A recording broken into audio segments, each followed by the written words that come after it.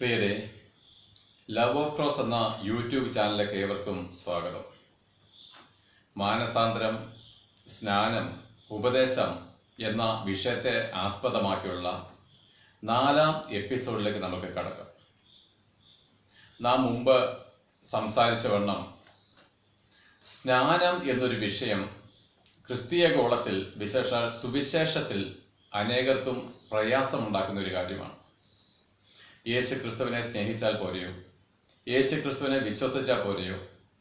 അവൻ ക്രൂശിൽ മരിച്ചതുകൊണ്ടല്ലേ, അത് വിശ്വസിച്ചാലല്ലേ രക്ഷ? സ്നാനമേൽക്കേണ്ട ആവശ്യമുണ്ടോ? ഇങ്ങനെ അനേക ചോദ്യങ്ങൾ നമുക്ക് ഈ വിഷയത്തിൽ കേൾക്കാൻ കഴിയും. അപ്പോൾ ഇന്ന് നമുക്ക് ആ സ്നാനം, അതിൻ്റെ ആരംഭകരമായിരിക്കുന്ന ഒരു കാര്യം സംസാരിക്കാൻ ഞാൻ ആഗ്രഹിക്കുന്നു. യഥാർത്ഥത്തിൽ ഈ സ്നാനം എന്താണ് ഈ സ്നാനം കൊണ്ട് ഉദ്ദേശിക്കുന്നത്? അല്ലെങ്കിൽ ദൈവം എന്ത് ചെയ്തിട്ടാണ് നമ്മളോട് അത് ചെയ്യുവാൻ ആവശ്യപ്പെട്ടിരിക്കുന്നത്? അപ്പോൾ അത് നമ്മുടെ മുമ്പുള്ള എപ്പിസോഡുകൾ, വിശേഷാൽ 3ാം എപ്പിസോഡിൽ അതിനെപ്പറ്റി നമ്മൾ കൂടുതലായിട്ട് ചിന്തിച്ച കാര്യമാണ്. എന്നാൽ യേശുക്രിസ്തുവിനെ അവർ ഗെത്സമന തോട്ടത്തിൽ വെച്ച് പിടിച്ചു. ആ പെസഹ വ്യാഴം രാത്രിയിൽ അവനെ ഗെത്സമന തോട്ടത്തിൽ വെച്ച് മഹാപുരോഹിതന്റെ ചേകവന്മാര് അവനെ പിടിച്ച് കെട്ടി മഹാപുരോഹിതനായിരിക്കുന്ന കയ്യഫാവിന്റെ അടുക്കൽ രാത്രി കൊണ്ടു നിർത്തി. പ്രഭാതത്തിൽ അവർ പീലാത്തോസിന്റെ മുമ്പിൽ യേശുക്രിസ്തുവിനെ നിർത്തി. അപ്പോൾ ഇവരെല്ലാവരും യേശുക്രിസ്തുവിനെ കൊല്ലുവാനായിട്ട് തെളിവ് അന്വേഷിച്ചെങ്കിലും അവൻ മരണകരമായിരിക്കുന്ന യാതൊരു കുറ്റവും ചെയ്തിട്ടില്ല എന്ന് തെളിഞ്ഞു. എങ്കിലും അവനെ കൊല്ലേണ്ടത് യഹൂദന്മാർക്ക് ആവശ്യമായിരിക്കുന്നത് കൊണ്ട് ആ യഹൂദന്മാരെ അവനെ കൊന്നു കളയണമെന്ന് ആ പീലാത്തോസിനോട് അപേക്ഷിച്ചു കൊണ്ടിരുന്നു. പീലാത്തോസ് യേശുക്രിസ്തുവിനെ രക്ഷിക്കണമെന്ന് ആഗ്രഹിച്ചുവെങ്കിലും അവരുടെ ഇംഗിതത്തിന് വഴങ്ങി. കാരണം യഹൂദന്മാരുടെ പ്രീതി പിടിച്ചു പറ്റുക എന്നൊരു കാര്യം കൂടെ റോമാക്കാർക്കുണ്ടായിരുന്നു. അങ്ങനെ യേശുക്രിസ്തുവിനെ ക്രൂസിലേക്ക് കൊണ്ടുപോവുകയാണ്. ആ ഭാഗമാണ് ഇപ്പോൾ ഞാൻ പറയുവാൻ ആഗ്രഹിക്കുന്നത്. അങ്ങനെ യേശുക്രിസ്തുവിനെ ക്രൂസിലേക്ക് കൊണ്ടുപോയി. അവൻ സ്വയമായിട്ട് അവന്റെ ക്രൂശ് ചുമന്നു. ഇതൊക്കെ നമുക്ക് അതിനു മുമ്പ് കാണാവുന്ന കാര്യങ്ങളാണ്. എന്നാൽ നമ്മുടെ വിഷയം അതല്ലാത്തതുകൊണ്ട് ആ ക്രൂശിക്കപ്പെട്ട അനുഭവത്തിലേക്ക് നിങ്ങളുടെ ശ്രദ്ധയെ തിരിക്കുകയാണ്. ഈ ലൂക്കോസിന്റെ സുവിശേഷം 23ാം അധ്യായത്തില് ഒരു ഭാഗമാണ് ഞാൻ അതിനായിട്ട് വായിക്കുവാൻ ആഗ്രഹിക്കുന്നത്. ലൂക്കോസിന്റെ സുവിശേഷം 23ാം അധ്യായം അതിന്റെ 32ാമത്തെ വാക്യത്തില് ഇങ്ങനെ പറയുന്നു: ദുഷ്പ്രവൃത്തിക്കാരായ വേറെ 2 പേരെയും അവനോട് കൂടെ കൊല്ലേണ്ടതിന് കൊണ്ടുപോയി. തലയോട്ടിടം എന്ന സ്ഥലത്ത് എത്തിയപ്പോൾ അവർ അവിടെ അവനെയും ദുഷ്പ്രവൃത്തിക്കാരെയും ഒരുത്തനെ വലത്തും ഒരുത്തനെ ഇടത്തുമായിട്ട് ക്രൂശിച്ചു. അപ്പോൾ യേശുക്രിസ്തുവിനെ മാത്രമായിട്ട് ക്രൂശിച്ചാൽ പോരായിരുന്നുവോ? എന്ന് മാത്രമല്ല, കള്ളന്മാരായിരിക്കുന്ന ദുഷ്പ്രവൃത്തിക്കാരെ അവർക്ക് വേറെ ശിക്ഷ കൊടുക്കാമായിരുന്നല്ലോ. ഇത്ര പ്രധാനപ്പെട്ട ഒരു ക്രൂശ മരണത്തിലേക്ക് യേശുക്രിസ്തുവിനോട് കൂടെ അവരെ കൂടെ ക്രൂശിക്കേണ്ടി വന്നത് എന്തുകൊണ്ടാണ്? ഇവിടെ പറയുന്ന വിഷയം, തലയോട്ടിടം എന്ന സ്ഥലത്ത് എത്തിയപ്പോൾ അവർ അവിടെ അവനെയും ദുഷ്പ്രവൃത്തിക്കാരെയും ഒരുത്തനെ വലത്തും ഒരുത്തനെ ഇടത്തുമായിട്ട് ക്രൂശിച്ചു. അപ്പോൾ ഇത് യാദൃച്ഛിക വന്നൊരു സംഭവമല്ല. ഒരുപക്ഷെ മറ്റ് 2 പേരെ കൂടെ വധശിക്ഷയ്ക്ക് വിധിച്ചിട്ടുണ്ടായിരുന്നായിരിക്കാം. എന്നാൽ യേശുക്രിസ്തുവിനെ കൂടെ വേഗത്തിൽ ഇന്ന് തന്നെ അപ്രതീക്ഷിതമായിട്ട് വളരെ പെട്ടെന്നാണ് ഈ കാര്യങ്ങളെ നടക്കുന്നത്. എന്നാൽ അവന്റെ കൂടെ ആ 2 കാര്യങ്ങളെയും കൂടെ പെട്ടെന്ന് അങ്ങ് തീർക്കാം, ആ 2 ദുഷ്പ്രവൃത്തിക്കാരെ കൂടെ ഇവന്റെ കൂടെ അങ്ങ് ക്രൂശിച്ചേക്കാം എന്നുള്ള യാദൃശ്യമായിരിക്കുന്ന ഒരു സംഭവമായിട്ടല്ല ഇത് വരുന്നത്. എന്നിട്ട് നമ്മൾ വീണ്ടും വായിക്കുന്നത്, അപ്പോൾ ഇവരെ ക്രൂശിച്ചു. അപ്പോൾ യേശുക്രിസ്തുവിനെ നടുക്കും ഒരു കള്ളനെ യേശുക്രിസ്തുവിന്റെ വലത്തുവശത്തും ഒരു കള്ളനെ യേശുക്രിസ്തുവിന്റെ ഇടത്തുവശത്തുമായിട്ട് ക്രൂശിച്ചു. അപ്പോൾ ആ ക്രൂശിലെ രംഗം നമുക്കൊന്ന് ധ്യാനിക്കാം. യേശുക്രിസ്തു നടുക്ക് ആ ക്രൂശിൽ കൈകാലുകളെ വിരിച്ച് കിടക്കുന്നു. അവന്റെ തലയിൽ മുൾക്കിരീടം, അവന്റെ ശരീരം മുഴുവൻ രക്തം വാർന്നൊഴുകുന്നു. പടയാളികളും ഒക്കെയും തുപ്പിയ തുപ്പല് അവന്റെ മുഖത്തൂടി ഒഴുകുന്നു. അവന്റെ ഇടത്ത് മറ്റൊരു കള്ളൻ കിടക്കുന്നു. അവനെപ്പറ്റി നമുക്ക് കൂടുതൽ അറിയത്തില്ല, അവൻ കള്ളനാണെന്ന് മാത്രമേ അറിയത്തുള്ളൂ. ഒരുപക്ഷെ യേശുക്രിസ്തു നേരത്തെ അതേ പീഡകൾ അവർക്ക് ഏറ്റിട്ടുണ്ടാകാൻ വഴിയില്ല. കാരണം അവരുടെ പ്രധാന വിഷയം യേശുക്രിസ്തുവിനെ ക്രൂശിക്കുക എന്നുള്ളതായിരുന്നു. എന്നാൽ അവര് പോലും അറിയാതെ ഉള്ള ഒരു സംഭവമാണ് ഈ രണ്ട് കള്ളന്മാരുടെ ക്രൂശീകരണം. യഥാർത്ഥത്തിൽ എന്തിനാണ് രണ്ട് കള്ളന്മാരെ കൂടെ ക്രൂശിച്ചത്? ഇതാണ് ഇന്നത്തെ നമ്മുടെ വിഷയം. യേശുക്രിസ്തുവിനെ ക്രൂശിച്ചതിന്റെ ഇടത്തും വലത്തുമായിട്ട് രണ്ട് കള്ളന്മാരെ കൂടെ ക്രൂശിച്ചതിന്റെ കാരണം എന്താണ്? ഇതാ BC ഏതാണ്ട് 700 കാലഘട്ടത്തിൽ ജീവിച്ചിരുന്ന യെശയ്യാവ് എന്ന പ്രവാചകൻ, യെശയ്യാവ് തന്റെ പ്രവചന പുസ്തകത്തിൽ ഇങ്ങനെ എഴുതി വെച്ചിട്ടുണ്ട്, അല്ലെങ്കിൽ താൻ അങ്ങനെ അന്ന് വിളിച്ചു പറഞ്ഞിട്ടുണ്ട്. യെശയ്യാവിന്റെ പുസ്തകത്തില് അതിന്റെ 53-ാം അധ്യായം 12-ാമത്തെ വാക്യത്തിൽ പറയുന്നു, ദുഷ്പ്രവർത്തിക്കാരോട് കൂടെ അവനെ എണ്ണിയാൽ തന്നെ. അപ്പൊ ദുഷ്പ്രവർത്തിക്കാരുടെ കൂടെ യേശുക്രിസ്തുവിനെ എണ്ണണം എന്നുള്ള ആ പ്രവചനത്തിന്റെ പൂർത്തീകരണമാണ് ഈ ക്രൂശിൽ കാണുന്നത്. അപ്പോൾ എന്തിനാണ് ഈ ദുഷ്പ്രവർത്തിക്കാരുടെ കൂടെ യേശുക്രിസ്തുവിനെ എണ്ണേണ്ടി വന്നത്? അതവിടെ നിൽക്കട്ടെ. യേശുക്രിസ്തു എന്തിനാണ് ക്രൂശിൽ മരിച്ചത്? അപ്പോൾ ക്രിസ്തീയ മതവിശ്വാസികൾ എല്ലാവരും പറയും, മനുഷ്യരുടെ സർവ്വലോകത്തിന്റെ പാപത്തിന് വേണ്ടിയിട്ടാണ് യേശുക്രിസ്തു മരിച്ചത്. അപ്പൊ ആ ഒരു കാര്യം അവർക്കറിയാം. യേശുക്രിസ്തു മരിച്ചത് മനുഷ്യരുടെ പാപങ്ങൾക്ക് വേണ്ടിയിട്ടാണ്, എന്ന് വെച്ചാൽ പാപത്തിന്റെ ശിക്ഷ ഏൽക്കുകയാണ്. അപ്പോൾ പിന്നെ എന്തിനാ ഈ കള്ളന്മാരെ കൂടെ ക്രൂശിച്ചത്? ആ ഒരു കാര്യത്തിൽ സ്നാനം എന്തെന്ന് തെളിയിക്കാൻ കഴിയും. കാരണം യേശുക്രിസ്തുവിന്റെ ഇടവും വലവും കിടക്കുന്ന രണ്ട് കള്ളന്മാരുടെ സ്വഭാവം ഈ ലൂക്കോസിന്റെ സുവിശേഷം 23-ാം അധ്യായത്തില് താഴേക്ക് വായിക്കുമ്പോൾ നമുക്ക് മനസ്സിലാവും. അതിന്റെ 39-ാം വാക്യം തൊട്ട് ഇങ്ങനെ എഴുതുന്നു, തൂക്കിയ ദുഷ്പ്രവർത്തിക്കാരില് ഒരുത്തൻ, നീ ക്രിസ്തുവല്ലയോ, നിന്നെ തന്നെയും ഞങ്ങളെയും രക്ഷിക്കുക എന്ന് പറഞ്ഞ് അവനെ ദുഷിച്ചു. മറ്റവനോ അവനെ ശാസിച്ചു, സമശിക്ഷാവിധിയിൽ തന്നെ ആയിട്ടും നീ ദൈവത്തെ ഭയപ്പെടുന്നില്ലയോ? നാമോ ന്യായമായിട്ട് ശിക്ഷ അനുഭവിക്കുന്നു. നാം പ്രവർത്തിച്ചതിന് യോഗ്യമായത് അല്ലയോ കിട്ടുന്നത്? ഇവനോ അരുതാത്തതൊന്നും ചെയ്തിട്ടില്ല എന്ന് പറഞ്ഞു. അപ്പോൾ ഈ രണ്ട് കള്ളന്മാര് രണ്ട് ഭാഗത്തും കിടന്ന് യേശുക്രിസ്തുവിനെ സൂക്ഷിച്ചു നോക്കിയാണ്, അല്ലെങ്കിൽ അതിൽ ഒരു കള്ളൻ വളരെ ശ്രദ്ധയോടെ അവനെ നോക്കിയാണ്. മറ്റേ കള്ളനും നോക്കുന്നുണ്ടാവും. പക്ഷെ ഒരു കള്ളൻ യേശുക്രിസ്തുവിലേക്ക് നോക്കുമ്പോൾ പ്രത്യേക ചോദ്യത്തിന് വെറുപ്പാണ് അവന്റെ ഹൃദയത്തിൽ ഉണ്ടാകുന്നത്. ആ വെറുപ്പോട് കൂടിയാണ് അവൻ യേശുക്രിസ്തുവിനെ നോക്കുന്നത്. അവനോട് തന്നെ പുച്ഛവും അവന്റെ ധാർഷ്ട്യത്തിന്റെ അനുഭവത്തിന് കുറവുമില്ലാത്തവണ്ണം അവൻ സംസാരിക്കുകയാണ്. അവൻ ആ യേശുക്രിസ്തുവിന്റെ മുഖത്തേക്ക് ഇട്ട് നോക്കിയിട്ട് അവനെ വീണ്ടും ദുഷിക്കുകയാണ്. നീ ക്രിസ്തുവല്ലയോ? നീ നിന്നെ തന്നെയും ഞങ്ങളെ ഒന്ന് രക്ഷിച്ചേ.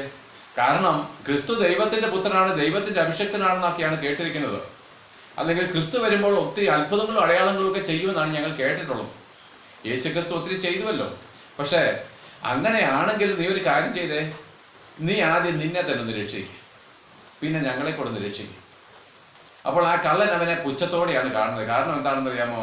യേശുക്രിസ്തു മറിയയുടെ സന്തതി, അല്ലെങ്കിൽ യോസഫിന്റെ അപ്പനായിരിക്കുന്ന യോസഫ്, വളർത്തപ്പനാണ് യോസഫ് എന്ന് മാത്രമല്ല, യോസഫിന് അവന്റെ അമ്മ മറിയയിലുണ്ടായ 4 സഹോദരന്മാരും വീട്ടിലുണ്ടായിരുന്നു. അപ്പോൾ ഇങ്ങനെയുള്ള കാര്യങ്ങൾ കണ്ട് ദരിദ്ര കുടുംബത്തിൽ തച്ചന്റെ പണി ചെയ്ത ഇവനുണ്ടല്ലോ, ഇവന് ഇതാണ്ടൊക്കെ ഒത്തിരി കാര്യങ്ങൾ നേരത്തെ പറഞ്ഞിട്ടുണ്ട്. അപ്പൊ ഒരു കള്ളൻ മനസ്സിൽ പറയുന്നത്, ഇവൻ എന്തൊക്കെ കാര്യങ്ങളാണ് ചെയ്തത്, താൻ ക്രിസ്തുവാണ്, താൻ മശിഹയാണ്, അങ്ങനെയാണ് ഇങ്ങനെയാണെന്നൊക്കെ പറഞ്ഞ് ജനങ്ങളെ എല്ലാം ഇളക്കിയിട്ട് ദേണ്ട ഒരു കള്ളനായിരിക്കുന്ന എന്റെ കൂടെ ക്രൂശിൽ കിടക്കുന്നു, നാണമില്ലാതെ കിടക്കുകയാണ്. അപ്പോൾ വളരെ പുച്ഛത്തോടുകൂടിയാണ് ഈ കള്ളൻ അവനെ നോക്കുന്നത്. എന്നാൽ മറ്റേ കള്ളൻ യേശുക്രിസ്തുവിനെ സൂക്ഷിച്ചു നോക്കിയാണ്. ആ ക്രൂശിക്കപ്പെട്ട ക്രിസ്തുവിലേക്ക് ഒരു മനുഷ്യൻ ശ്രദ്ധയോടെ നോക്കുമ്പോൾ മാത്രമേ അവന് വെളിപ്പാടുകൾ ഉണ്ടാകത്തുള്ളൂ, അല്ലെങ്കിൽ ആ ദൈവത്തിന്റെ സ്നേഹം എന്തെന്ന് തിരിച്ചറിയാൻ കഴിയത്തുള്ളൂ. അപ്പോൾ മറ്റേ കള്ളൻ വളരെ ശ്രദ്ധയോടെ ആ യേശുക്രിസ്തുവിലേക്ക് നോക്കിക്കൊണ്ടിരിക്കുമ്പോൾ കർത്താവ് ഇങ്ങനെ ഒരു കാര്യം പറഞ്ഞ് അവൻ കേട്ടു, പിതാവേ, ഇവർ ചെയ്യുന്നത് എന്തെന്ന് അറിയായിയാൽ ഇവരോട് ക്ഷമിക്കണമേ. അപ്പൊ അത് ആ കള്ളന്റെ ഹൃദയത്തെ വളരെയേറെ ഉലച്ചു കളഞ്ഞൊരു കാര്യമാണ്. പിതാവിനോടാണ് ഈ കിടക്കുന്ന, എന്നോടുകൂടെ ക്രൂശിൽ കിടക്കുന്ന ഇവൻ, ഈ ക്രിസ്തു എന്ന് പറയുന്ന മനുഷ്യൻ, ഈ യേശു എന്ന് പറയുന്ന മനുഷ്യൻ പ്രാർത്ഥിക്കുകയാണ്, ഇവർ ചെയ്യുന്നത് എന്തെന്ന് ഇവർ അറിയുന്നില്ല, അതുകൊണ്ട് അവരോട് ക്ഷമിക്കണമേ. ആ ഒരു വാക്ക് ആ കള്ളൻ വളരെ ശ്രദ്ധിച്ചു എന്ന് ഞാൻ വിചാരിക്കുന്നു. അപ്പോൾ അവന്റെ ഹൃദയത്തില് ആ കർത്താവായ യേശുക്രിസ്തുവിന്റെ മുഖത്തേക്ക് തന്നെ സൂക്ഷിച്ച് നോക്കുമ്പോൾ തീർച്ചയായിട്ടും ആ ക്രൂശിക്കപ്പെട്ട ക്രിസ്തുവിലേക്ക് ബഹുമാനത്തോട് നോക്കിയപ്പോൾ, അവൻ ആശ്ചര്യത്തോട് നോക്കിയപ്പോൾ ദൈവം അവനൊരു വെളിപ്പാട് കൊടുക്കുകയാണ്. ഇവൻ മശിഹ തന്നെയാണ്, ഇവൻ ക്രൂശിക്കപ്പെട്ട ഈ ക്രൂശിൽ കിടക്കുന്നത് ക്രിസ്തുവാണ്, സകല മനുഷ്യരെയും അല്ലെങ്കിൽ വിശേഷാൽ എന്റെ രക്ഷിതാവാണെന്ന് അവന് മനസ്സിലായി. ആ ക്രൂസിൽ കിടന്നുകൊണ്ട് അവന് ആ യേശുക്രിസ്തുവിനോട് അപേക്ഷിക്കുകയാണ്. എന്താണ് പറയുന്നത്? യേശുവെ, നീ രാജ്യത്വം പ്രാപിച്ചു വരുമ്പോൾ എന്നെ ഓർത്തുകൊള്ളണമേ. അപ്പോൾ ഒരു കള്ളന് വെളിപ്പാട് കിട്ടി, നീ രാജാവായിട്ട് വരുമ്പോൾ എന്നെ കൂടെ ഓർക്കണം. അപ്പോൾ തന്നോടുകൂടെ അർത്ഥനഗ്നനായിട്ട് ഈ ക്രൂസിൽ മരിക്കാൻ കിടക്കുന്ന ആ വ്യക്തിയെ നോക്കിയിട്ട് ഈ കള്ളൻ എങ്ങനെയാണെന്ന് പറയാൻ കഴിഞ്ഞത്? നീ രാജാവായിട്ട് നാളെ മടങ്ങി വരും. മരിക്കാൻ കിടക്കുന്നതിനെ നോക്കിയാണ് പറയുന്നത്. ഞാനും മരിക്കാൻ പോവുകയാണ്, പക്ഷെ ഞാൻ മരിക്കും, നീയും മരിക്കും, പക്ഷെ നീ നാളെ രാജാവായിട്ട് വരുമ്പോൾ എന്നെ കൂടെ ഓർക്കണമേ എന്ന് പറയണമെങ്കിൽ പ്രിയരെ, അതിനാണ് ദൈവത്തിന്റെ വെളിപ്പാടെന്ന് പറയുന്നത്. അത് മനുഷ്യന്റെ ബുദ്ധിക്ക് അപ്പുറമാണ്. പക്ഷെ ക്രൂശിക്കപ്പെട്ട ക്രിസ്തുവിലേക്ക് നോക്കുന്ന ഒരു വ്യക്തിക്ക് മാത്രമേ ദൈവത്തെ പറ്റിയുള്ള വെളിപ്പാട് കിട്ടുകയുള്ളൂ. അതായത് ക്രൂശിൽ കിടക്കുന്ന ക്രിസ്തുവിനെ. അതുകൊണ്ടാണ് സുവിശേഷം ക്രൂശിക്കപ്പെട്ട ക്രിസ്തുവിനെ പ്രസംഗിക്കണം എന്ന് പറയുന്നത്. അപ്പോൾ ഇനി രണ്ട് കള്ളന്മാരെ പറ്റി നമുക്ക് ഒന്നുകൂടി ചിന്തിക്കാം. ഇവിടെ ഈ രണ്ടാമത്തെ കള്ളൻ, ഒന്നാമത്തെ കള്ളൻ യേശുക്രിസ്തുവിനെ പരിഹസിച്ച് കഴിഞ്ഞപ്പോൾ രണ്ടാമത്തെ കള്ളൻ ഒന്നാമത്തെ കള്ളനോട് പറയുന്നൊരു കാര്യമുണ്ട്, നാം സമശിക്ഷാവിധിയിൽ ആയിരുന്നിട്ടും. അപ്പോൾ ഈ രണ്ട് കള്ളന്മാരും സമശിക്ഷാവിധിയിലാണ്. അവർക്ക് എന്താണ്? ഒരുവൻ ചെറിയ കുറ്റവും ഒരുത്തൻ വലിയ കുറ്റവും ചെയ്തതല്ല. രണ്ടുപേരും കള്ളന്മാരാണ്, ഒരേ സ്വഭാവക്കാരാണ്. അപ്പോൾ ഒരേ സ്വഭാവമുള്ള രണ്ട് മനുഷ്യരാണ് യേശുക്രിസ്തുവിന്റെ ഇടവും വലവും ക്രൂശിക്കപ്പെട്ടിരിക്കുന്നത്. അപ്പോൾ ഒരു വ്യത്യാസവും ഇല്ലാത്ത രണ്ടുപേർ. ആ രണ്ടുപേരിൽ ഒരുവൻ തന്റെ ചാരത്തായിട്ട് മരിക്കുന്ന യേശുക്രിസ്തുവിനെ നോക്കുമ്പോൾ അവനത് പരിഹാസമായിട്ടും, അതേ സ്വഭാവമുള്ള മറ്റേ കള്ളൻ അവന്റെ ചാരത്ത് മരിക്കുന്ന യേശുക്രിസ്തുവിനെ കാണുമ്പോൾ അത് പരിഹാസമായിട്ടല്ല, അത് ദൈവശക്തിയായിട്ടും അനുഭവിച്ചറിയുവാൻ പറ്റും. അതിന്റെ അനന്തരഫലം എന്താണ്? യേശുക്രിസ്തു മരിച്ചു, രണ്ട് കള്ളന്മാരും മരിച്ചു. പക്ഷെ ആ ഒരു കള്ളൻ അവനോട് അപേക്ഷിച്ചിരുന്നു, നീ രാജാവായിട്ട് മടങ്ങി വരുമ്പോൾ എന്നെ കൂടെ ഓർത്തുകൊള്ളണമേ. കർത്താവ് ഉടൻ തന്നെ അവൻ ഉറപ്പ് കൊടുത്തു, ഇന്ന് നീ എന്നോട് കൂടെ പർദീസയിലായിരിക്കും. അപ്പോൾ ഇന്ന് നീ എന്നോട് കൂടെ പർദീസയിൽ ഇരിക്കുമെന്ന് കർത്താവ് അവനൊരു ഉറപ്പും കൊടുത്തു. എല്ലാവരും മരിക്കുകയാണ്. അപ്പോൾ ഇതൊക്കെ എത്ര അത്ഭുതകരമായിരിക്കുന്ന അനുഭവമാണ്. മരിക്കാൻ കിടക്കുന്ന ഒരു വ്യക്തി തന്നോട് കൂടെ മരിക്കാൻ കിടക്കുന്ന ഒരു വ്യക്തിയോട് നീ രാജാവായിട്ട് മടങ്ങി വരുമ്പോൾ എന്നെ ഓർക്കണമെന്നും നീ ഇന്ന് എന്നോട് കൂടെ ഇരിക്കുമെന്ന് മരിക്കുന്ന ആ വ്യക്തി പറയുകയും ചെയ്തുമെങ്കിൽ പ്രിയരെ, അത് മനുഷ്യന്റെ ബുദ്ധിമണ്ഡലങ്ങൾക്ക് എത്രയോ അപ്പുറമാണ് ദൈവത്തിന് മനുഷ്യനോടുള്ള സ്നേഹം. അപ്പോൾ ഒരു മനുഷ്യന്റെ ഹൃദയം ഉയർന്നിരുന്നാല്, ഉന്നത ഭാവത്തിലിരുന്നാല്, അവന് അനുതാപം ഉണ്ടാകുന്നില്ലെങ്കിൽ, മാനസാന്തരം ഉണ്ടാകുന്നില്ലെങ്കിൽ ഒരിക്കലും അവന് ദൈവത്തെ അറിയുവാൻ കഴിയും. ദൈവത്തോടു കൂടെ ഇരുന്നാൽ പോലും ദൈവം ആരെന്ന് അവന് കാണുവാൻ കഴിയത്തില്ല. അവന്റെ ഹൃദയം ഇരുണ്ടു മൂടിക്കിടക്കുകയാണ്. അപ്പോൾ ഈ കള്ളന്മാർ എന്തിനെയാണ് സൂചിപ്പിക്കുന്നത് അറിയാമോ? ദൈവത്തിന്റെ വചനത്തിൽ ഇങ്ങനെ എഴുതിയിട്ടുണ്ട്. റോമാലേഖനം 3:10 പറയുന്നുണ്ട്, നീതിമാന്മാർ ആരുമില്ല, ഒരുത്തൻ പോലുമില്ല, എല്ലാവരും പാപം ചെയ്ത് ദൈവ തേജസ് നഷ്ടപ്പെടുത്തിയവരാണ്. അപ്പോൾ നോക്കാൻ, ഭൂമിയിൽ നീതിമാന്മാരായിട്ട് ആരും ജനിക്കുന്നില്ല, എല്ലാവരും പാപം ചെയ്തവരാണ്. അപ്പോൾ എല്ലാവരും പാപം ചെയ്തിരിക്കെ, നീതിമാന്മാരായിട്ട് ആരും ഭൂമിയിൽ ഇല്ലാതിരിക്കെ, അവരിൽ നിന്ന് ഈ നീതിമാന്മാരല്ലാത്ത ജനത്തിൽ നിന്ന് നീതിമാന്മാരെ സൃഷ്ടിക്കാനാണ് യേശുക്രിസ്തു മരിച്ചത്. അപ്പോൾ ഈ രണ്ട് കള്ളന്മാർ അതിന്റെ ഒരു മുഴുവനായിട്ടുള്ള ഈ ഭൂമിയിലുള്ള സകല മനുഷ്യരെ പറ്റിയുമുള്ള ഒരു പിക്ചർ ഈ രണ്ട് കള്ളന്മാരിൽ കൂടെ നമുക്ക് കിട്ടിയാണ്. അതായത് ഈ രണ്ട് കള്ളന്മാർ എന്ന് പറഞ്ഞു കഴിഞ്ഞാൽ ലോകത്തിലുള്ള സകല മനുഷ്യരുടെയും പ്രതിനിധികളായിട്ടാണ് ഈ ക്രൂശിൽ കിടക്കുന്നത്. അപ്പോൾ നീതിമാന്മാരായിട്ട് ആരുമില്ലാത്ത, എല്ലാവരും പാപം ചെയ്ത് ദൈവ തേജസ് നഷ്ടപ്പെടുത്തിയവരായിരിക്കുന്ന ഈ ലോകത്ത് ഈ സകല മനുഷ്യരുടെയും രണ്ട് പ്രതിനിധികളാണ് യേശുക്രിസ്തുവിന്റെ ഇടവും വലവുമായിട്ട് കിടക്കുന്നത്. ഒരു വ്യത്യാസവുമില്ല. എല്ലാ മനുഷ്യരുടെയും പ്രതിനിധികളായിട്ടാണ് ഈ രണ്ട് വ്യക്തികളെ ദുഷ്പ്രവർത്തിക്കാരായിട്ട് യേശുക്രിസ്തുവിന്റെ ഇടവും വലവുമായിട്ട് ക്രൂശിൽ തൂക്കിയിട്ടിരിക്കുന്നത്. പക്ഷേ പ്രിയരെ, ആ രണ്ട് കള്ളന്മാരിൽ ഒരു കള്ളന് മാനസാന്തരപ്പെട്ട് ക്രിസ്തുവിലേക്ക് തിരിയുവാൻ കഴിഞ്ഞെങ്കിൽ, യേശുക്രിസ്തു സർവ്വലോകത്തിനു വേണ്ടി മരിച്ചുവെന്ന് ഒരുവൻ നമ്മളോട് പ്രസംഗിക്കുമ്പോൾ, ആ നീതിമാന്മാരില്ലാത്ത ലോകത്ത്, ഒരു ദേശത്ത് എല്ലാവരും പാപികളായിരിക്കുന്ന ഒരു ജനത്തിന്റെ മധ്യേ നിന്ന് ഈ യേശുക്രിസ്തു നിങ്ങൾക്ക് വേണ്ടി മരിച്ചു എന്ന് പ്രസംഗിക്കുമ്പോൾ അതിൽ ചില വ്യക്തികള് ശ്രദ്ധയോടെ അത് കേൾക്കുകയാണ്. ചില വ്യക്തികൾ എന്താണ്, ധാർഷ്ട്യത്തോടെ, അഹങ്കാരത്തോടെ, പരിഹാസത്തോടെ അതിനെ നിന്ദിച്ചു കളയുകയാണ്. എന്നാൽ ശ്രദ്ധയോടെ കേൾക്കുന്നവരുടെ ഹൃദയത്തെ ദൈവം തുറക്കുകയാണ്. ഒരിക്കല് ഇതിനകത്ത് തന്നെ ബൈബിളിൽ തന്നെ ഒരു സംഭവ കഥ പറയുന്നുണ്ട്. പൗലോസ് എന്ന് പറയുന്ന ഒരു അപ്പോസ്തലന്, അവൻ പുഴവക്കത്ത് നിന്ന് യേശുക്രിസ്തുവിനെ പറ്റി പ്രസംഗിക്കുമ്പോൾ അവിടെ രക്താംബരം വിൽക്കുന്ന ഒരു സ്ത്രീ ഉണ്ടായിരുന്നു, ലുദിയ എന്നാണ് അവളുടെ പേര്. വേറെ ഒത്തിരി സ്ത്രീകൾ അവിടെ ഉണ്ടായിരുന്നു. പക്ഷെ ലുദിയ ശ്രദ്ധയോടെ ഈ പൗലോസ് അപ്പോസ്തലന്റെ പ്രസംഗം കേട്ട. അപ്പോസ്തലൻ പ്രസംഗിക്കുന്നത് എന്തായിരിക്കും എന്നറിയാമോ? യേശുക്രിസ്തു അവർക്ക് വേണ്ടി മരിച്ചു എന്നുള്ള വിഷയമാണ് പ്രസംഗിക്കുന്നത്.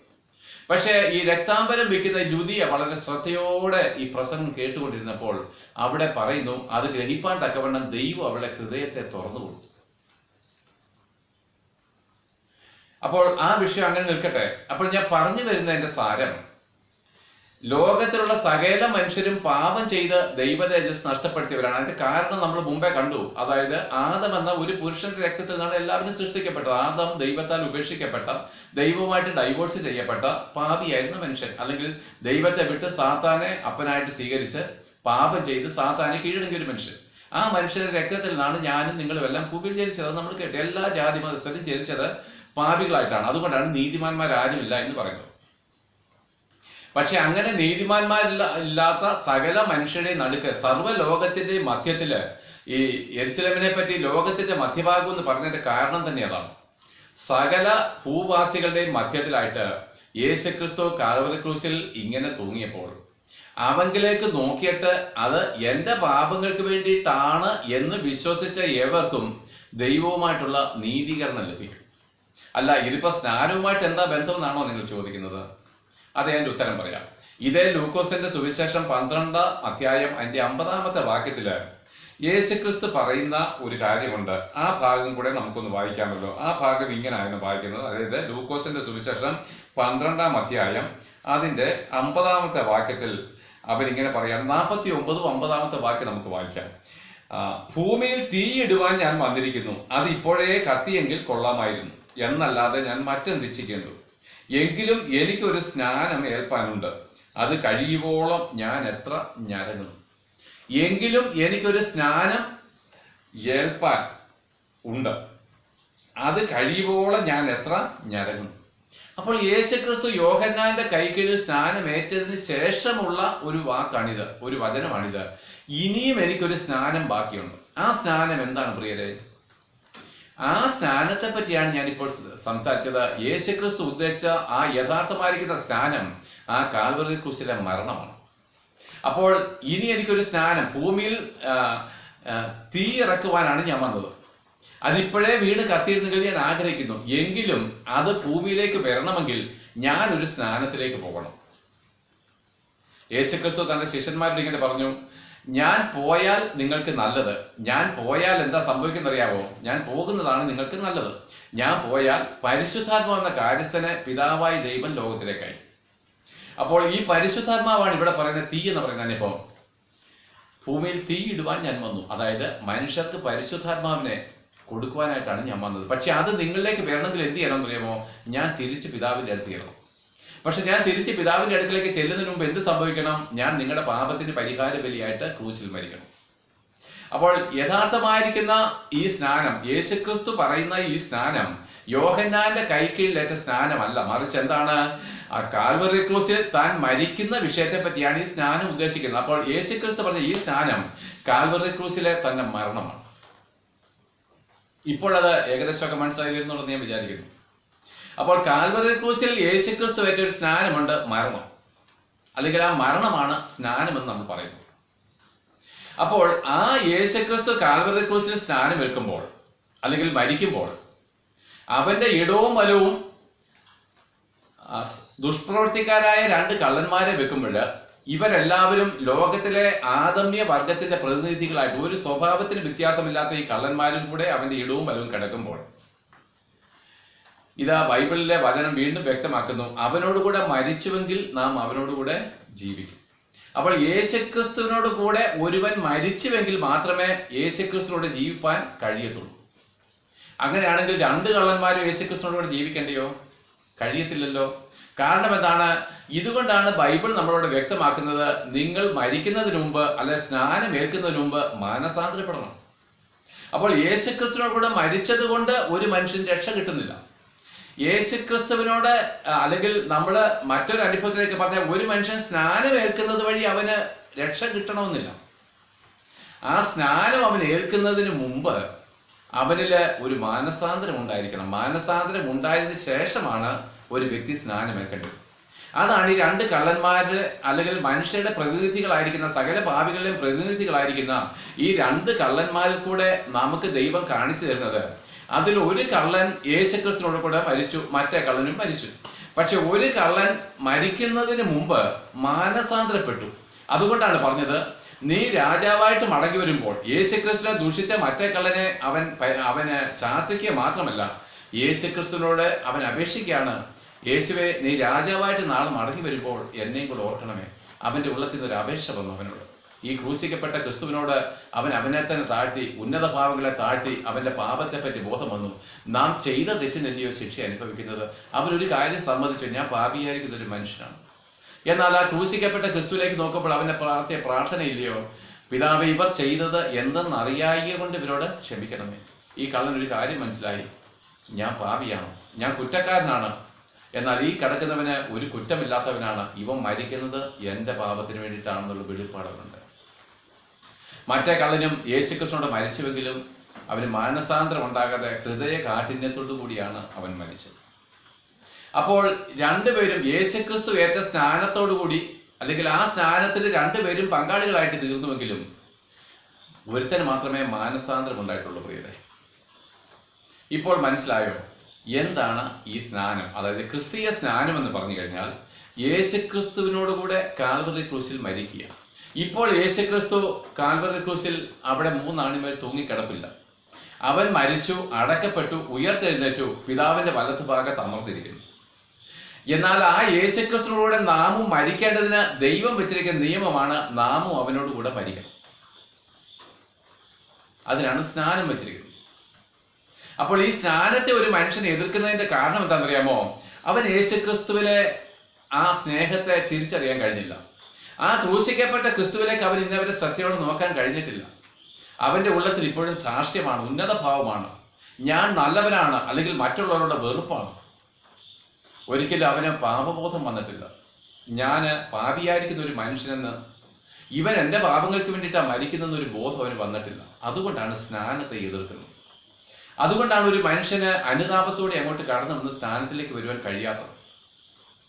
പ്രിയരെ, സകല മനുഷ്യരോടും യേശുക്രിസ്തു നിങ്ങളുടെ പാപത്തിന് വേണ്ടി ഇങ്ങനെ മരിച്ചു എന്ന് പ്രസംഗിക്കുമ്പോൾ, അതിന്റെ ഇടവും വലവും നിൽക്കുന്ന, ചുറ്റും നിൽക്കുന്ന അനേക ജനങ്ങളുടെ മധ്യ ഒരു ഉപദേശി നിന്ന് ഇത് പ്രസംഗിക്കുമ്പോൾ, അതിൽ ചിലരുടെ ഹൃദയം ആ കർത്താവിന്റെ ആ മരണത്തില് തന്നോട് ദൈവം കാണിച്ച ഈ മഹാസ്നേഹത്തെ ഓർത്ത് അനുദപിക്കുകയാണ്. അവന്റെ ഹൃദയം ഉരുകിയാണ്. അവൻ ആ കർത്താവിനോട് പറയാണ്, കർത്താവേ, നീ എനിക്ക് വേണ്ടിയിട്ടാണ് മരിച്ചതെന്ന് ഞാൻ വിശ്വസിക്കുന്നു. എന്നാൽ അതിൽ ഒരു ഭാഗം പരിഹസിക്കുന്നു. അവരും നാളെ മരിക്കും, നരകത്തിലേക്ക് പോകും. ഇവരും നാളെ മരിക്കും, പക്ഷെ കർത്താവിന്റെ അടുക്കിലേക്ക് പോകും. അപ്പോൾ സ്നാനം എന്ന് പറഞ്ഞു കഴിഞ്ഞാൽ അനുതാപം മാത്രമല്ല, അനുതപിച്ചതിന് ശേഷമുള്ള ആ സ്നാനമാണ് രക്ഷ എന്ന് പറയുന്നത്. അതുകൊണ്ട് പത്രോസ് അപ്പോസ്തലൻ ഇങ്ങനെ വിളിച്ചു പറയാണ്, എന്താണ് ഒരു മനുഷ്യൻ ചെയ്യേണ്ടത്? ഞങ്ങൾ എന്ത് ചെയ്യണമെന്ന് ആ യഹൂദ പുരുഷന്മാര് അവന്റെ പെന്തക്കോസ്ത് നാളിലെ പ്രസംഗം കഴിഞ്ഞപ്പോൾ അത് കേട്ടിരുന്ന ആ വളരെ അനേക ദേശങ്ങളിൽ നിന്ന് കുടിയേറി പാർത്തിരുന്ന ആ ആ യഹൂദന്മാര് പത്രോസിന്റെ പ്രസംഗം കഴിഞ്ഞപ്പോൾ ഇങ്ങനെ ചോദിച്ചു, ഞങ്ങൾ എന്ത് ചെയ്യണം? അവനെ ക്രൂശിച്ചു പോയി. ഞങ്ങളുടെ ജീവരക്ഷകനായിരിക്കുന്ന ക്രിസ്തുവിനെ ക്രൂശിച്ചു പോയി. ഇനി ഞങ്ങൾ എന്താ ചെയ്യേണ്ടത്? അപ്പോൾ പത്രോസ് അപ്പോസ്തലൻ അവരോട് പറഞ്ഞൊരു കാര്യമുണ്ട്. നിങ്ങൾ ഓരോരുത്തൻ മാനസാന്തരപ്പെട്ട് നിങ്ങളുടെ പാപത്തിന്റെ മോചനത്തിനായിട്ട് സ്നാനമേൽക്കണം. അപ്പോൾ സ്നാനമേൽക്കണമെന്നല്ല പത്രോസ് അപ്പോസ്തലൻ പറഞ്ഞ, മാനസാന്തരപ്പെട്ടിട്ട് സ്നാനമേൽക്കണം. ആ മാനസാന്തരം എന്തെന്ന് മുമ്പ് തെളിച്ചു തന്നല്ലോ. യേശുക്രിസ്തുവിനോട് കൂടെ ആ ക്രൂശിൽ കിടന്ന 2 കള്ളന്മാരിൽ ഒരു കള്ളൻ ആ കർത്താവിന്റെ മുമ്പിലേക്ക് നോക്കി തന്നെത്താൻ താഴ്ത്തി താൻ കുറ്റക്കാരനാണെന്ന് സമ്മതിക്കുകയും നീ കുറ്റം ചെയ്യാത്തവനും എന്റെ കുറ്റത്തിന്റെ ശിക്ഷ അനുഭവിക്കുന്നതാണ് അവൻ ബോധ്യം വന്നതാണ് മാനസാന്തരം. ഒരു അർത്ഥത്തിൽ അതിനെപ്പറ്റി നമ്മൾ കഴിഞ്ഞ എപ്പിസോഡുകൾ കൂടുതൽ വ്യക്തമായിട്ട് പറഞ്ഞിട്ടുണ്ട്. അപ്പോൾ ഈ യേശുക്രിസ്തുവിനോട് കൂടെ മരിക്കുവാൻ ഇങ്ങനെ സ്നാനം ഏൽക്കുന്നതിന് മുമ്പ് അപ്പോസ്തലൻ പറഞ്ഞ കാര്യമുണ്ട്, മാനസാന്തരപ്പെടണം. ഹൃദയത്തിൽ അനുതാപം ഉണ്ടാകണം. സ്വന്തം പാപത്തെ പറ്റി അവന് ബോധം വരും. ദൈവത്തിന്റെ വിശുദ്ധിയെ പറ്റി അവന് ബോധം വരും. ദൈവത്തിന്റെ സ്നേഹത്തെ പറ്റി അവന് ബോധം വരും. നമ്മൾ നീതിമാന്മാരല്ല, നമ്മളിൽ പാപമുണ്ട്, ദൈവത്തിന് ഞാൻ ശത്രുവായിട്ടാണല്ലോ ജീവിച്ചതെന്ന് ഒരു മാനസാന്തരപ്പെടുന്ന വ്യക്തിയിലേക്ക് വരുന്ന ഒരു മനോഭാവമാണ്. അവൻ അവനെ തന്നെ താഴ്ത്താൻ തുടങ്ങും. അവന്റെ ഹൃദയം പാപത്തെ ഓർത്ത് ഉരുകുവാൻ തുടങ്ങും. ഈ കർത്താവിനെ ഞാൻ എത്രമാത്രം വേദനിപ്പിച്ചു എന്നുള്ള ദുഃഖം അവന്റെ ഹൃദയത്തിൽ ഭരിക്കാൻ തുടങ്ങും. മാനസാന്തരപ്പെടുന്ന ഏത് വ്യക്തിയും ഞാൻ ഇത്രയും നാളും ഈ യേശുക്രിസ്തുവിനെ വേദനിപ്പിച്ചവനാണെന്നുള്ള കഠിനമായിരിക്കുന്ന വേദനയിൽ അവന് കുറച്ചു കാലം കഴിയുമ്പോഴേ അങ്ങനെ മാനസാന്തരപ്പെടുന്ന ഒരു വ്യക്തിയാണ് സ്നാനത്തിലേക്ക് വരുന്നത്, അല്ലെങ്കിൽ യേശുക്രിസ്തുവിനോട് മരിക്കുന്നത്. ദൈവം അപ്പോഴെന്ത് കൊടുക്കുമെന്നറിയാമോ? അങ്ങനെ മാനസാന്തരപ്പെട്ട് സ്നാനം ഏൽക്കുമ്പോൾ ദൈവം പരിശുദ്ധാത്മാവിനെ അവന് കൊടുക്കും. ഈ പരിശുദ്ധാത്മാവ് നമ്മളിൽ വന്നു കഴിഞ്ഞാൽ നമ്മൾ ഇനി പാപികളും ദോഷികളുമല്ല, ദൈവത്തിന്റെ മക്കളാണ്. ദൈവം വിശുദ്ധനായതുകൊണ്ട് മക്കളും വിശുദ്ധരാണ്. ഇനി അവൻ പാപിയും ദോഷിയുമല്ല. അപ്പോൾ ഈ പരിശുദ്ധാത്മാവിനെ നമുക്ക് നൽകി തരുവാൻ വേണ്ടിയിട്ടാണ് യേശുക്രിസ്തു മരിച്ചത്. അവൻ പിതാവിന്റെ വലത്തുഭാഗത്തേക്ക് മരിച്ചതിന് ശേഷം ഉയർത്തെഴുന്നേറ്റ് ചെന്നപ്പോഴാണ് ഇവിടെ അവന് വേണ്ടി കാത്തിരുന്ന, പരിശുദ്ധാത്മാവിന് വേണ്ടി കാത്തിരുന്നവരിലേക്ക് പെന്തക്കോസ്ത് നാളിൽ പരിശുദ്ധാത്മാവിന്റെ ആ പ്രവാഹം ഉണ്ടായത്. അപ്പോൾ അങ്ങനെ മാനസാന്തരപ്പെട്ടതിന് ശേഷം വേണം ഒരു മനുഷ്യൻ സ്നാനം എടുക്കുക. യേശുക്രിസ്തുവും ഉയർത്തെഴുന്നേറ്റ യേശുക്രിസ്തുവും നമുക്ക് മർക്കോസിന്റെ സുവിശേഷം 16-ാം അധ്യായത്തില് തന്റെ ശിഷ്യന്മാരോട് പറയുന്ന കാര്യമുണ്ട്. അവിടെ കർത്താവും പറയുന്ന ഒരു കാര്യമുണ്ട്, വിശ്വസിക്കുകയും സ്നാനമേൽക്കുകയും ചെയ്യുന്നവൻ രക്ഷിക്കപ്പെടും. അതായത് സ്നാനമേൽക്കുന്നതിന് മുമ്പ് ഒരു വ്യക്തി വിശ്വസിക്കണം. എന്ത് വിശ്വസിക്കണം? മുമ്പേ കള്ളൻ വിശ്വസിച്ച പോലെ യേശുക്രിസ്തു എനിക്ക് വേണ്ടി മരിച്ചു എന്നവൻ വിശ്വസിക്കണം. അതിനുശേഷം വേണം അവൻ സ്നാനമേൽക്കുവാൻ. അപ്പോൾ അതിനെപ്പറ്റി ഇങ്ങനെയാണ് അവിടെ എഴുതിയിരിക്കുന്നത്. പിന്നത്തേതിൽ 11 പേർ ഭക്ഷണത്തിനിരിക്കുമ്പോൾ അവൻ അവർക്ക് പ്രത്യക്ഷനായി. മരിച്ചിട്ട് ഉയർത്തെഴുന്നേറ്റ യേശുക്രിസ്തു 11 ശിഷ്യന്മാർക്ക് തന്നെ വെളിപ്പെടുത്തിയ രംഗമാണ് ഈ പറയുന്നത്. തന്നെ ഉയർത്തെഴുന്നേറ്റവനായി കണ്ടവരുടെ വാക്ക് വിശ്വസിക്കാകിയാൽ അവരുടെ അവിശ്വാസത്തെയും ഹൃദയ കാഠിന്യത്തെയും ശാസിച്ചു. പിന്നെ അവൻ അവരോട്, നിങ്ങൾ ഭൂലോകത്തിലൊക്കെയും പോയി സകല സൃഷ്ടികളോടും സുവിശേഷം അറിയിക്കണം. അപ്പോൾ തന്റെ ഈ 11 ശിഷ്യന്മാർ, 12-ാമനായിരിക്കുന്ന ശിഷ്യൻ യൂദായിരുന്നു, അവന് ദ്രവ്യാഗ്രഹം മൂത്തിട്ട് കർത്താവിനെ ഒറ്റുകൊടുത്തു, അവസാനം കെട്ടി ഞാൻ ചത്തു. അതൊക്കെ നമുക്കറിയാം. പക്ഷെ ബാക്കിയുള്ള 11 പേരോട് പറയാണ്, നിങ്ങൾ ഭൂലോകത്ത് മുഴുവൻ പോകണം. അല്ലെ, 11 ശിഷ്യന്മാർക്ക് ഭൂലോകം മുഴുവൻ അങ്ങ് പോകാൻ പറ്റുമോ? പറ്റത്തില്ല. പിന്നെയോ അവരിൽ കൂടെ പകർന്നു വന്ന വിശ്വാസത്താല് അന്ന് മുതൽ ഇന്ന് വരെയും അനേക അപ്പോസ്തലന്മാർ, അനേക ജനങ്ങള് ഈ സുവിശേഷം ലോകം മുഴുവൻ എത്തിച്ചുകൊണ്ടിരിക്കുകയാണ്. സഭയോടുള്ള ദൂതം. അപ്പോൾ ദൈവത്തിന്റെ സഭയോടുള്ള ദൈവത്തിന്റെ ദൂതം എന്താണെന്നറിയാമോ? നിങ്ങൾ ഭൂലോകത്തിന്റെ അറ്റത്തോളം സുവിശേഷം അറിയിക്കണം. അതൊരു സഭയുടെ ഡ്യൂട്ടിയാണ്. വീണ്ടെടുക്കപ്പെട്ട സഭ അല്ല, ഇങ്ങനെ മാനസാന്തരപ്പെട്ട് സ്നാനമേക്കുന്നവരെയാണല്ലോ സഭ എന്ന് പറയുന്നത്. മറ്റുള്ളവർ പാപികളും ദോഷികളും അല്ലേ? അവർ പാപികളുടെ കൂട്ടമല്ലയോ? അവർ ദൈവത്തിന്റെ ശരീരമാകുന്നത് എങ്ങനെ? യേശുക്രിസ്തുവിന്റെ ശരീരം എങ്ങനെയാകുന്നത്? യേശുക്രിസ്തു വിശുദ്ധനാണെങ്കിൽ ശരീരവും വിശുദ്ധമല്ലയോ? ഞങ്ങൾ പാപികളും ദോഷികളുമാണെന്ന് പറയുന്ന ഒരു കൂട്ടം എങ്ങനെ യേശുക്രിസ്തുവിന്റെ ശരീരത്തിന്റെ പങ്കാളികളായിട്ട് തീരും? എങ്ങനെ അവന്റെ ആ ഒരപ്പത്തിന് അംശികളായിട്ട് തീരും? സാധ്യമല്ല പ്രിയരെ. അതെല്ലാം ഭോഷത്വമാണ്. അത് സാത്താന്റെ വഞ്ചനയാണ്. അപ്പോൾ ഇവിടെ യേശുക്രിസ്തു എന്നിട്ട് പറയുന്നുണ്ട്, നിങ്ങൾ സകല സൃഷ്ടികളോടും പോയി സുവിശേഷം അറിയിക്കണം. ഭൂലോകത്തിലൊക്കെയും പോയി സകല സൃഷ്ടികളോടും സുവിശേഷം അറിയിക്കണം. അത് ഇന്ന ജാതിയൊന്നുമില്ല. അത് ഹിന്ദുവെന്നോ ക്രിസ്ത്യാനെന്നോ മുസ്ലിമെന്നോ യഹൂദനോ ഒന്നുമില്ല. പുരുഷ രക്തത്തിൽ എന്ന് പറഞ്ഞ സകല മനുഷ്യരോടും യേശുക്രിസ്തു നിങ്ങളുടെ പാപത്തിന് വേണ്ടി മരിച്ചു എന്നുള്ള കാര്യം പ്രസംഗിച്ചുകൊണ്ടേയിരിക്കണം, അറിയിച്ചുകൊണ്ടേയിരിക്കണം. ആരെങ്കിലും ഇത് കേട്ടിട്ട് ആ മറ്റേ കള്ളനെ പോലെ ഈ പാപികളുടെ കൂട്ടത്തിൽ നിന്ന്, നീതിമാന്മാരില്ലാത്തവരുടെ കൂട്ടത്തിൽ നിന്ന് ആരെങ്കിലും ഈ പ്രസംഗം കേട്ടിട്ട്, യേശുക്രിസ്തുവിന്റെ ക്രൂശിക്കപ്പെട്ട ക്രിസ്തുവിനെ പറ്റിയുള്ള പ്രസംഗം കേട്ടിട്ട് അവനത് കേട്ടിട്ട് വിശ്വസിച്ചാല്, വിശ്വസിക്കുക എന്ന് പറഞ്ഞാൽ അവനെ സ്നേഹിക്കുകയാണ്. അങ്ങനെ സ്നേഹിച്ചു കഴിഞ്ഞിട്ട് അവൻ യേശുക്രിസ്തുവിനോട് മരിപ്പാൻ തയ്യാറാണ്. ഈ സ്നാനത്തിലേക്ക് വരികയാണ്. അങ്ങനെ സ്നാനം ഏൽക്കുന്നവൻ എന്ത് ചെയ്യും? അവൻ രക്ഷിക്കപ്പെടും. അവൻ മരണത്തെ ജയിച്ച് കർത്താവിനോട് കൂടെ ജീവിക്കും. മറ്റേ കള്ളനെ പോലെ ഈ ഭൂമിയിൽ അവൻ മരിക്കും. പക്ഷെ ആ ശരീരം മാറുന്നത് എന്തിനാണെന്നറിയാമോ? ഈ ശരീരം മാറിയാൽ മാത്രമേ നമുക്ക് തേജസ്സുള്ള ഒരു ശരീരം ധരിക്കാനൊക്കത്തുള്ളൂ. ഞാനിപ്പോൾ ഒരു ഉടുപ്പിട്ടിട്ടുണ്ട്, ഇത് നാറ്റമുള്ളതും ചെളി പിടിച്ചതും ചവിണ്ടതുമായിട്ട് തീർന്നെങ്കിൽ, അല്ലെങ്കിൽ അത് ചെളി പിടിച്ച് അത് ദുസ്സഹമായിട്ട് തീർന്നെങ്കിൽ, മറ്റൊരു നല്ല വസ്ത്രം ധരിക്കണമെങ്കിൽ ഈ വസ്ത്രം മാറ്റിക്കളയേണ്ടിയോ? ഇതിന് പുറത്ത് നമ്മൾ ധരിക്കത്തില്ല. അപ്പോൾ മറ്റൊരു ശരീരം, തേജസ്സേറിയ ദ്രവിച്ചു പോകാത്ത ഒരു ശരീരം നമുക്ക് ധരിക്കണമെങ്കിൽ ഈ ശരീരം മാറിപ്പോണം. ഈ മണ്ണ് കൊണ്ടുള്ളത് അഴിഞ്ഞു പോകണം. അതിനാ ദൈവം വെച്ച അനുഗ്രഹമാണ് മരണം. അതാ പ്രത്യാശയുള്ളവർക്കാണ് അത് അനുഗ്രഹം. അല്ലാത്തവർക്ക് അത് ഭീതിയാണ്, അത് ഭയമാണ്. ഇതിനപ്പുറത്തെ ലോകം അവർക്ക് അറിഞ്ഞുകൂടാ. അപ്പോൾ നിങ്ങൾ സകല സൃഷ്ടികളോടും ഭൂലോകത്തിലൊക്കെയും പോയി സുവിശേഷം അറിയിക്കണം. എന്താണ്? ഞാൻ ഇങ്ങനെ മരിച്ചുവെന്നും നിന്റെ പാപത്തിന് പരിഹാര ബലിയായിട്ട് മരിച്ചെന്നും ഞാൻ മരണത്തെ ജയിച്ച് ഉയർത്തെഴുന്നേറ്റുവെന്നും ഉള്ള ഈ നല്ല വിശേഷം അതാരെങ്കിലും വിശ്വസിച്ചാൽ, യേശുക്രിസ്തു എനിക്ക് വേണ്ടി മരിച്ചുവെന്ന് ഹൃദയം കൊണ്ട് അംഗീകരിച്ചിട്ട് അവൻ എന്നോട് കൂടെ മരിക്കുവാൻ സ്നാനമേറ്റാൽ അവൻ രക്ഷയിലേക്ക് വരും. ഞാൻ അവനെ പരിശുദ്ധാത്മാവിന് കൊടുക്കും. പരിശുദ്ധാത്മാവിനെ അവന് കൊടുക്കും. ആ പരിശുദ്ധാത്മാവ് അവന് വന്നു കഴിഞ്ഞാൽ അവൻ എൻ്റെ മകനാണ്, അല്ലെ ദൈവത്തിന്റെ മകനാണ്.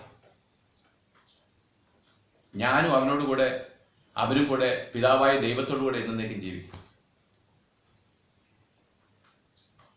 അപ്പോൾ യേശുക്രിസ്തു നാം മുമ്പേ കേട്ടതുപോലെ യോഹന്നാന്റെ കൈക്കീഴിലേറ്റ സ്നാനമല്ല, പിന്നെയോ കാൽവറി ക്രൂസിലേറ്റ സ്നാനമാണ് നമ്മൾ ഏൽക്കേണ്ട സ്നാനം. എന്നുവെച്ചാൽ യേശുക്രിസ്തു കാൽവറി ക്രൂസിൽ മരിച്ചില്ലേ, ആ മരണമാണ് നമുക്ക് വെച്ചിരിക്കുന്ന പുതിയ നിയമത്തിലെ സ്നാനം. ആവട്ടെ, ഈ സ്നാനമേൽക്കാതെ ഒരു മനുഷ്യൻ രക്ഷിക്കപ്പെടാൻ കഴിയുമെന്ന് നിങ്ങൾ വിചാരിക്കുന്നുവോ? പുരോഹിതവർഗവും മറ്റ് ക്രിസ്തീയ മത വിഭാഗങ്ങളും ഉപവിഭാഗങ്ങളും ഒക്കെയും ഈ സ്നാനത്തെ വെറുക്കുന്നതിന്റെ കാരണം എന്താണെന്നറിയാമോ? ഈ സ്നാനത്താലാണ് രക്ഷ. നിങ്ങൾക്ക് മറുചോദ്യങ്ങൾ ഒത്തിരി വരും. അപ്പോസ്തലന്മാർ സ്നാനം ഏറ്റുവോ? ഏത് ചോദ്യത്തിനും ഞാൻ ഉത്തരം പറയാം. സ്നാനത്തെ പറ്റിയുള്ള ഏത് ചോദ്യത്തിനും ദൈവകൃപയാൽ ഞാൻ ഉത്തരം പറയാം. അപ്പോസ്തലന്മാർ എന്തുകൊണ്ട് സ്നാനം പറ്റില്ല? അടുത്ത എപ്പിസോഡുകൾ നിങ്ങൾക്ക് കേൾക്കാൻ മനസ്സുണ്ടെങ്കിൽ ഇതിനെല്ലാം ഉത്തരം ഞാൻ തരും. ഒരു കാര്യം നിങ്ങൾ അറിയുക, ഒരു നിയമം ഉണ്ടാകുമ്പോഴാണ് ആ നിയമം ലംഘിക്കുന്നവർക്ക് ശിക്ഷ ഉണ്ടാകുന്നത്. നിയമം ഉണ്ടാകാത്തിടത്തോളം കാലം അങ്ങനെ ഒരു കാര്യമില്ല. യേശുക്രിസ്തു കാൽവരി ക്രൂസിൽ മരിച്ചത് കൊണ്ടാണ് നിങ്ങൾ മാനസാന്തരപ്പെട്ട് സ്നാനമേൽക്കണം എന്നൊരു കൽപ്പനയുണ്ടായത്. അതിനു മുമ്പ് ആ കൽപ്പനയില്ല.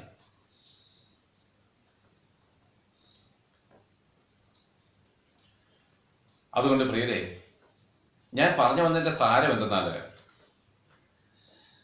ആ രണ്ട് കള്ളന്മാരെ ഒരിക്കൽ കൂടെ നമ്മൾ ഓർക്കുകയാണ്. സകല മനുഷ്യരുടെയും പ്രതിനിധികളാണ്. നീതിമാന്മാരാരുമില്ല, ഒരുത്തൻ പോലുമില്ല എന്നുള്ള സകല മനുഷ്യരുടെയും പ്രതിനിധികളായിട്ട് ദൈവം രണ്ടുപേരെ തെരഞ്ഞെടുത്തേ ഉള്ളൂ, രണ്ട് ദുഷ്പ്രവർത്തിക്കാരെ. അത് യേശുക്രിസ്തുവിനോട് മരിപ്പാൻ അവരെ ആ ക്രൂശിൽ ഇട്ടു. പക്ഷെ അതിൽ ഒരു കള്ളൻ മാനസാന്തരപ്പെട്ടതിന് ശേഷം യേശുക്രിസ്തുവിനോട് മരിച്ചു. അവൻ ദൈവത്തോടു കൂടെ പരദീസയിലേക്ക് പോയി.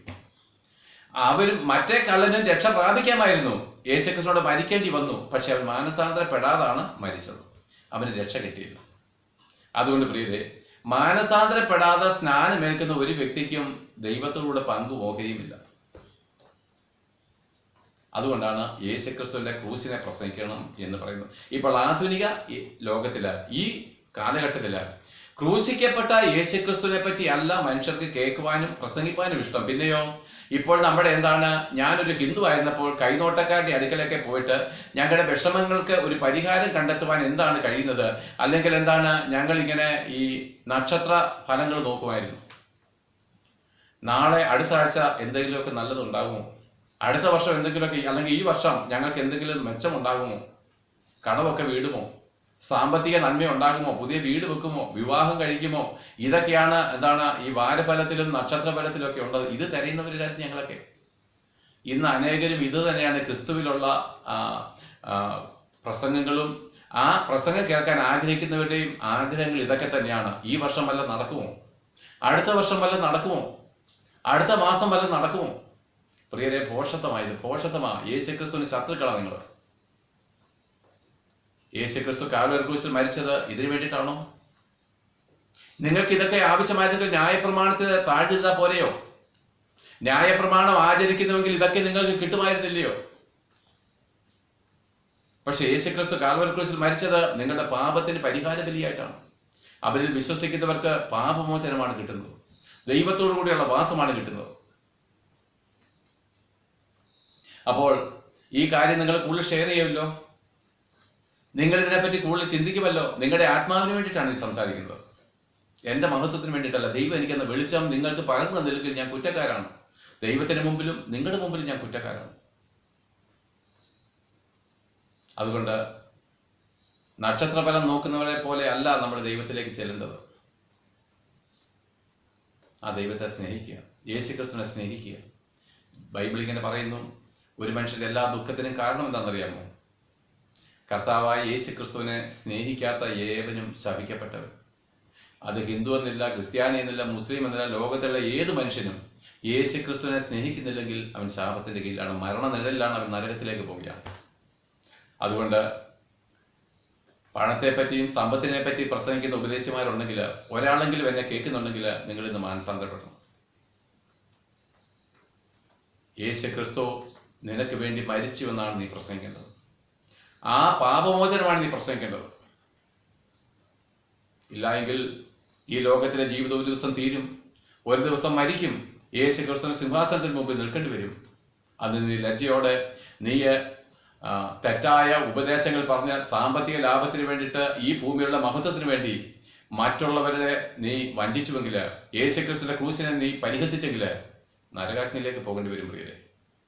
അതുകൊണ്ട് ഭയത്തോടെ, വിറയലോടെ, കർത്താവിനോടുള്ള അഗാധമായിരിക്കുന്ന സ്നേഹത്തോടെ യേശുക്രിസ്തുവിനെ പ്രസംഗിക്കുന്ന ഓരോരുത്തരും ഈ ദിവസങ്ങളിൽ മുന്നേറുക. ജനം നശിച്ചു പോവുകയാണ്, കോടാനുകോടി ജനം നശിച്ചു പോവുകയാണ്.